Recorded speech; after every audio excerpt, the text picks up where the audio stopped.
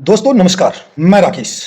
तो दोस्तों देश हमारा कितना आगे बढ़ रहा है और दुनिया के अलग अलग देश किस तरह से हमारे साथ अच्छा रिलेशन बनाना चाहते हैं और हमारी जो स्ट्रैटेजिक एडवांटेज और डेमोग्राफिक एडवांटेज है उसको किस तरह से लेना चाहते हैं और इस्तेमाल करना चाहते हैं, वो आज हम इस वीडियो में बात करेंगे। जी हाँ दोस्तों, मैं बात कर रहा हूँ रसिया की, मैं बात कर रहा हूँ इजराइल की, मैं बात कर रहा हूँ यूएसए की।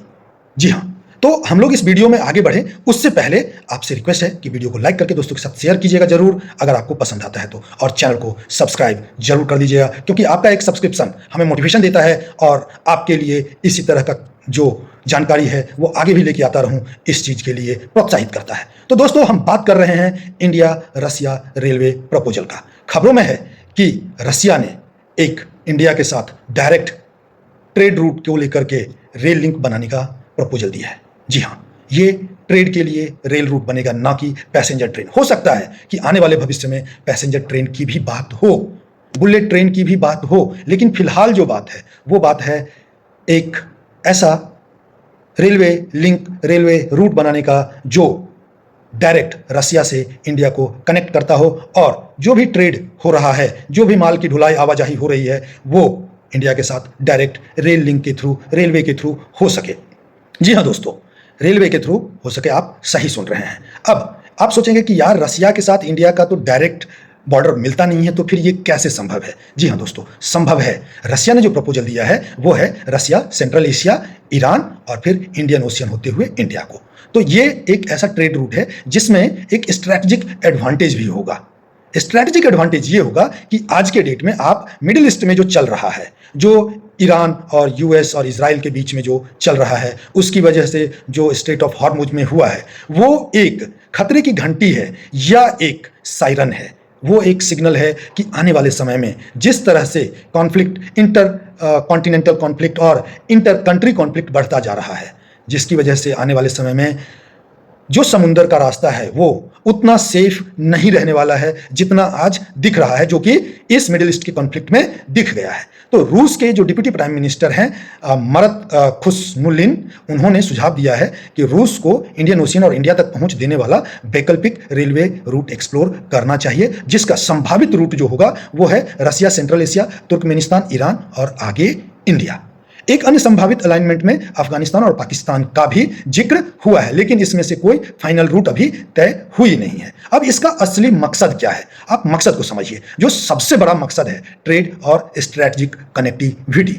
अभी रसिया से इंडिया तक बड़ी मात्रा में जो माल है वो समुद्र के रूट से आता है, जिसमें कच्चा तेल, अभी आप क्रूड ऑयल को लेकर के आप देख ही रहे होंगे और सुन ही रहे होंगे कि रसिया और इंडिया का जो क्रूड ऑयल का जो ट्रेड है वो आज तक के हिस्ट्री का सबसे ज्यादा हो चुका है। इवन जो अदर ऑयल एक्सपोर्टिंग कंट्रीज हैं जैसे सऊदी अरबिया, यूएई, जो कि इंडिया के साथ सबसे ज्यादा ट्रेड करते थे कच्चे तेल का, वो आज दूसरे, तीसरे और चौथे नंबर पे खिसक चुके हैं और रसिया पहले नंबर पे पहुंच चुका है। अब ये जो रसिया से जो तेल इंपोर्ट हो रहा है, कच्चा तेल, अब इससे इंडिया भी फायदा ले रहा है। एक तो डोमेस्टिक उसका जो कंजम्पशन है वो तो पूरा कर ही रहा है, साथ में आज के डेट में वो वेस्ट का, मीन्स यूरोपियन कंट्रीज का हाईएस्ट एक्सपोर्टर हो चुका है, जो कि ऑयल एक्सप्लोरिंग कंट्री जिनके पास में खुद का तेल है, वो आज के डेट में सबसे बड़ा एक्सपोर्टर यूरोपियन यूनियन का नहीं है। आज सबसे बड़ा अगर ऑयल एक्सपोर्टर अगर कोई है दुनिया में यूरोपियन यूनियन के लिए तो वो इंडिया है। और ये तभी हो पाया है संभव जब मोदी जी का और जो पुतिन का जो पर्सनल टच और पर्सनल रिलेशन है, उसकी वजह से उन्होंने एडवांटेज लिया वहाँ के तेल का। जो रसिया यूक्रेन का युद्ध चल रहा है उसका एडवांटेज लिया इंडिया ने। और जैसा कि इंडियन गवर्नमेंट और एस जयशंकर जी ने भी कई बार बोल दिया है कि इंडिया जो भी फैसला लेगा वो अपनी जनता के हित में जो होगा वही फैसला लेगा, और वही फैसला भारत को आज के दिन में फायदा दे रहा है। जबकि दुनिया भर में गैस की और ऑयल की कीमतें आसमान छू रही थी, तब भी इंडिया में कुछ ज्यादा बढ़त नहीं लिया ऑयल प्राइसेस ने, गैस प्राइसेस ने बहुत नॉमिनल किया गया, जिसे फिर से वापस से कम कर दिया गया है। तो दोस्तों हम आगे बढ़ते हैं। अब जो रसिया से जो बड़ी मात्रा में जो ट्रेड होता है, अब उसका जो मेन रूट है अभी वो बॉस्फोरस और स्ट्रेट ऑफ हॉर्मुज जैसा जो मैरीटाइम चेक पॉइंट है वहां से हो रहा है।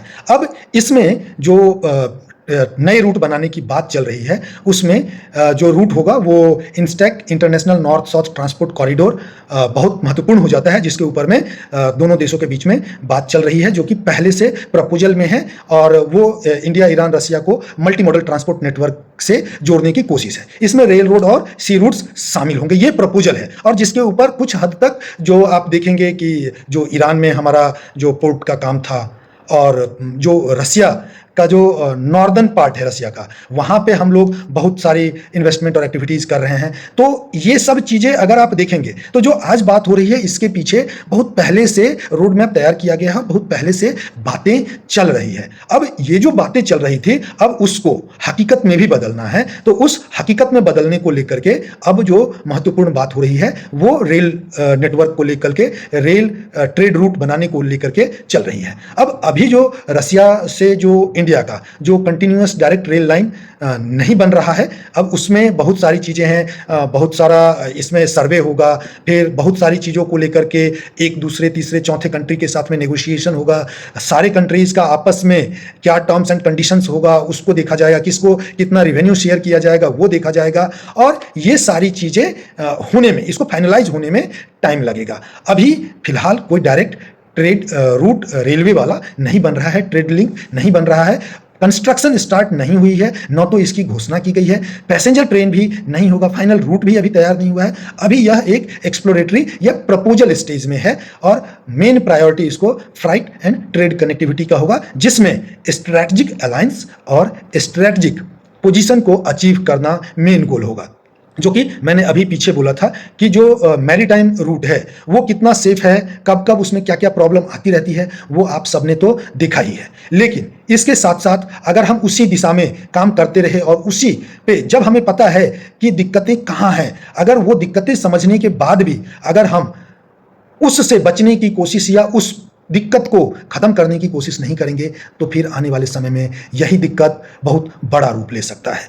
तो गवर्नमेंट एक सही दिशा में सोच रही है, सही दिशा में कदम उठा रही है, और ये एक सराहनीय कदम होगा अगर ये आने वाले समय में फिजिबल होता है, अगर ये ग्राउंड पे इंप्लीमेंट हो जाता है, कंस्ट्रक्शन से स्टार्ट हो जाती है और ट्रेड उसके थ्रू चालू हो जाता है। लेकिन ये मेरा मानना है, मेरा ओपिनियन है, और मुझे ऐसा लग रहा है कि जितने भी देशभक्त लोग हैं जो देश का भला चाहते हैं वो सब यही सोचते होंगे। वैसे आपका क्या सोचना है आप कमेंट करके जरूर बताइए। और आगे जो हम FCRA के ऊपर में बात करने वाले हैं, उससे पहले मैं आपसे एक रिक्वेस्ट करूंगा फिर से कि आप चैनल को सब्सक्राइब कर लीजिए और वीडियो को लाइक करके दोस्तों के साथ शेयर जरूर कीजिए, क्योंकि आपका शेयर, लाइक और सब्सक्रिप्शन हमारे जैसे इंफॉर्मेशन लाने वालों के लिए मोटिवेशन होता है, और आपके लिए अच्छा इंफॉर्मेशन आता रहे इसका एक जरिया बनता है। तो अब हम बात कर रहे हैं FCRA कानून को लेकर के, जो कि इस संसद सत्र में पास नहीं हो पाया, और गवर्नमेंट ने उसको जो पार्लियामेंट्री कमेटी है उसको दे दिया है, ज्वाइंट पार्लियामेंट्री कमेटी को, JPC को। अब इससे होगा क्या, जैसे कि आपको पता होगा कि जब सिटीजन अमेंडमेंट बिल आया था उस टाइम पर भी विपक्ष ने इसी तरह से हल्ला किया था, हो हल्ला किया था। लेकिन लोग उस टाइम पर जब उस बिल को भी JPC को दिया गया था, तो बहुत सारे लोगों ने गवर्नमेंट के ऊपर क्वेश्चन करना शुरू कर दिया था कि क्या हो गया यार, मोदी जी क्यों नहीं कर रहे हैं, क्यों JPC को भेजा। लेकिन आप लोगों को पता होगा कि JPC में जाने के बाद और JPC के रिकमेंडेशन के बाद वो जो सिटीजनशिप अमेंडमेंट बिल था वो सर्वसम्मति से पास हो पाया, और वो बिल और मजबूत हो गया। तो इसी तरह से जो FCRA कानून है, आप बिल्कुल निश्चिंत रहें, FCRA कानून पास होगा।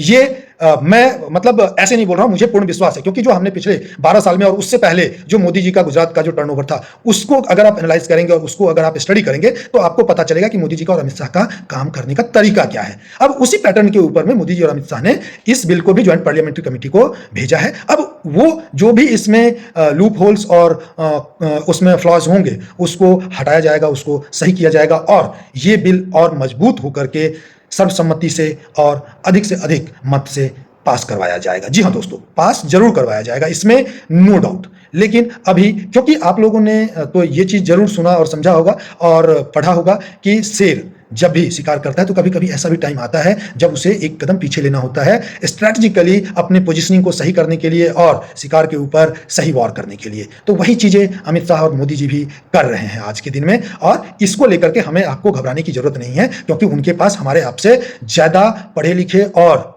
दुनिया को समझने वाले एडवाइजर्स बैठे हुए हैं जो उनको एडवाइस दे रहे हैं, और हमारे आपसे ज्यादा उन्होंने दुनिया को देखा है। तो इसके लिए निश्चिंत रहिए। लेकिन इसमें अगर आप देखेंगे तो आप ये समझिए कि आप अपने घर में अगर कुछ अच्छा कर रहे हैं, तो आपके पड़ोसी को अगर उससे प्रॉब्लम होने लग जाए, आपके पड़ोसी को अगर प्रॉब्लम होने लग जाए, दूर के गांव में अगर लोगों को प्रॉब्लम शुरू हो जाए, तो आप ये बात तो जरूर समझिए कि आप सही डायरेक्शन में काम कर रहे हैं, आपके बच्चे सही दिशा में जा रहे हैं। जी हाँ दोस्तों, सही दिशा में जा रहे हैं।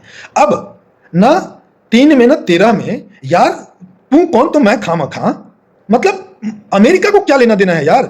हमारी संसद, हमारे चुने हुए सांसद, हमारी सरकार हमारे देश के लिए एक कानून लेके आ रही है, और ये अमेरिकी पिद्दे हमें धमकी दे रहे हैं कि अरे रिश्ता खराब हो जाएगा। तो अरे कौन सा रिश्ता तुमने अच्छा रखा हुआ है अभी तुमने कौन सा जो है सो वो सारा कुछ जो है सो मक्खन की तरह चल रहा है। अरे तुमको 100% टैरिफ लगाना है, तुम लगा ही रहे हो, बिल पास कर ही रहे हो, इससे पहले तुमने हाई टैरिफ लगा ही रखा है, सब कुछ कर ही रखा है, तो फिर धमकी किस बात का। और तुमको क्या लग रहा है, जो तुम्हें, भाई साहब ट्रंप, मैं आपको बोल रहा हूं, जो तुम्हें जितवा सकता है अमेरिका में, वो इंडिया में नहीं जीत सकता है क्या?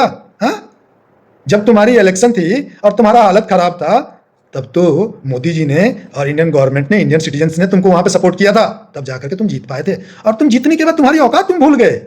हाँ, क्योंकि होता क्या है, जब किसी आदमी की औकात नहीं होती है और औकात से ज्यादा मिल जाता है, तो वो अपनी औकात भूल जाता है। और वही चीज तुम्हारे साथ हुआ, तुम अपनी औकात भूल गए और ट्रेड बेनिफिट के लिए ट्रेडिंग ले करके शेयर मार्केट में और ऑयल मार्केट में शॉर्ट करके पोजीशन लेकर के तुम एक दिन मिसाइल गिराते हो, दूसरे दिन बोलते हो समझौता हो गया, तीसरे दिन बोलते हो एग्रीमेंट हो गया, फिर चौथे दिन बोलते हो डिसएग्रीमेंट हो गया, फिर पांचवें दिन बोलते हो जो एग्रीमेंट हो गया वो डिसएग्रीमेंट हो गया, और फिर छठे दिन बोलते हो जो एग्रीमेंट हो गया था उसका डिसएग्रीमेंट हो गया, और फिर एग्रीमेंट हो गया। अरे यार, इंग्लिश की डिक्शनरी कम पड़ जाएगी दोस्त। वो जो वर्ड है ना एग्रीमेंट और डिसएग्रीमेंट, वो अपना वैल्यू खो चुका है। मतलब वो भी सोच रहा होगा वर्ड कि यार मतलब मुझे ना इस ट्रंप ने ना बदनाम कर दिया है।